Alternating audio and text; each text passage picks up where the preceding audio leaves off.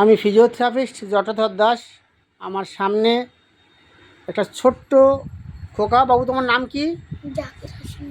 জাকির হোসেন গাজী। তোমার বাবার নাম কি?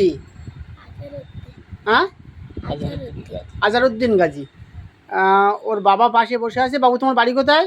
আমাদের বাড়ি টিবলিখিরি, ওই বকুলতলা বলে সাদ্দাপাড়ার দিকে, ওই রোডে, ওখানে ওর বাড়ি।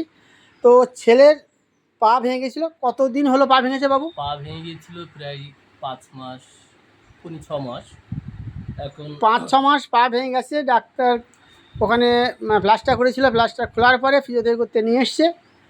তো ফিজিওথেরাপি করা হয়েছে, চলছে ফিজিওথেরাপি।